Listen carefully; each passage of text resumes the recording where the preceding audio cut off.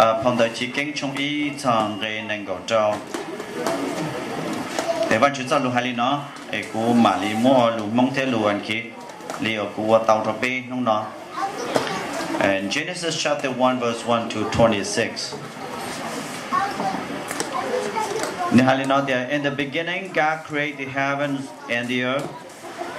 Now the earth was formless and empty. Darkness was over the surface of the deep, and the Spirit of the Lord was hovering over the water.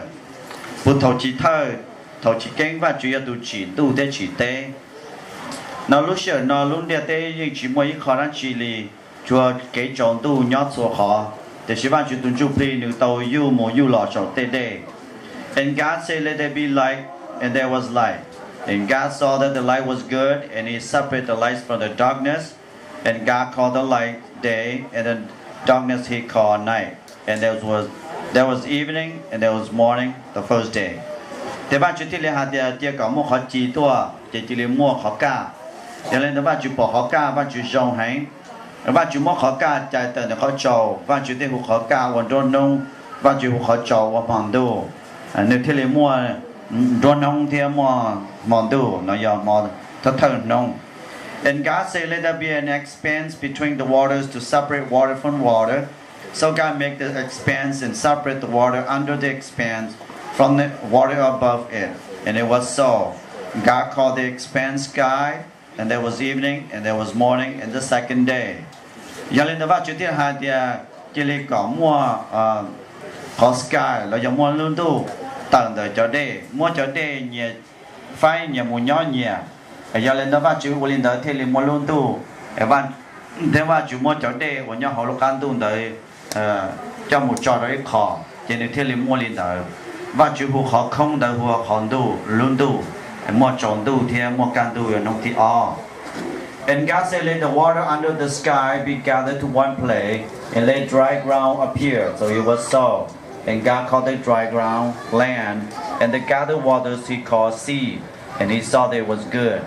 Cho bạn chưa đến được cho đây đã có lòng một xí sâu kê, nhưng họ lưu can, nhưng họ luôn tu nó có cho đây đã có lòng một xí sâu kê, có một tự tua, thì nếu mua trở lên đó, bạn chưa hú cho hồ luôn địa tê, bạn chưa hú cho đây đó hồ địa hiện sự.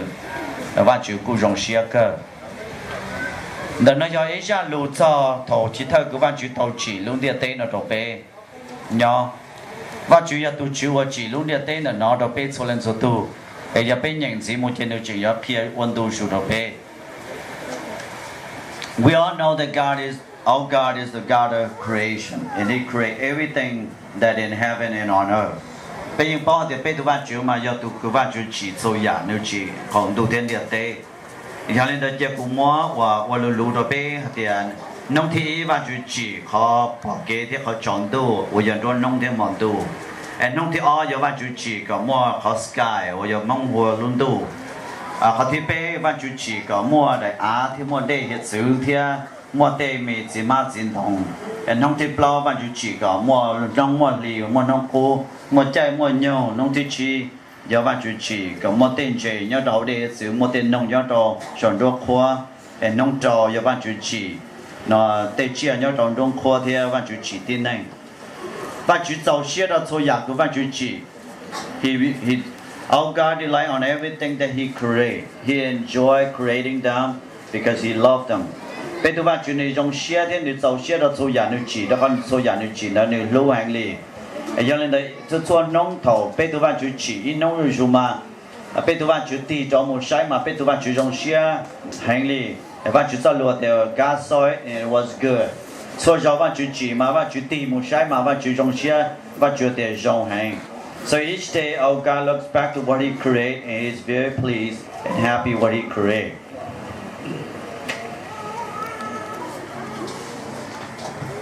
Thảo bạn chú chỉ trong nông đợt complete bạn chú chỉ trong nông đợt địa tan thầu tí gì để bạn chú chỉ bạn chú tì đã có một sai để bạn chú sau luôn để he's really pretty pleased mà bạn chú giàu xe champ là so giờ của bạn chú chỉ đã lên kia cho bây của bạn chú cho cái dòng đồ bê cho nên là nhớ đó phong cách trong ít bộ cổ chuông cái ý nữa thì tu chân chân thì liệt tế bộ lên phía cho bạn chú cho cái dòng đồ bê số lên số tu bây sai luôn tu chân chân bây sai lúc còn tu thì bây bỏ ban chủ sai tệ một chân tia bây sai cho còn tu bây bỏ một nông cô một nông một chùa một số nhà thì bây bỏ ban chủ lúc phu chỉ bây bỏ ban chủ sai tệ ban chủ chỉ số nhà của ban chủ chỉ đã bê lên qua trở lại ban chủ hại số nhà của ban chủ chỉ là bê lên khoa bây tu ban chủ là khoa ban chủ làm để họ cứ ban chủ chỉ là everything that he create they worship God by doing what they were created for. Ban chủ chỉ có mua lao na có lao một yêu lung địa tế pe bao tiệt na những yêu lung địa tế tiệt they are doing what they created for. Rain is to water the earth. Pe bao thì ban chủ chỉ có mua lung nông cho lao một trò chúa tu tiên năng số nhà chia nhau lung địa tế nọ. When ban chủ chỉ they mean more bees to produce honey and plant flowers for us.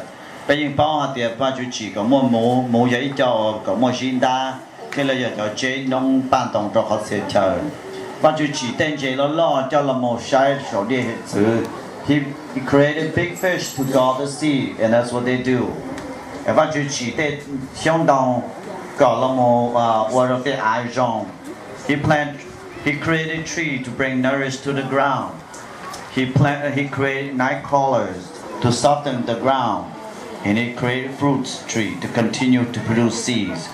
Ban chủ chỉ có một hiện tượng cho là ở đây á thì rong, ban chủ chỉ có một cái chỗ na cho là ở đây á thì lấy mua thì phò, ban chủ chỉ có một cái hiện tượng là chỉ thì mua nông chỉ cho số lên số tu.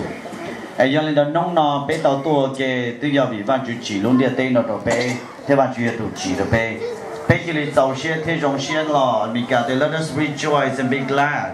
แต่bé giờ ban chủ ít khó pon, ban chủ khó creation. 但是被老家里有一颗胖的好，我就记住，我就记被让家错呀，个我就记被我对样子里我就被包天我就莫给是做路的被，要领导被我就做，我就不路的对那个被鸟，去生弄那被多鸟给人的路怕呢。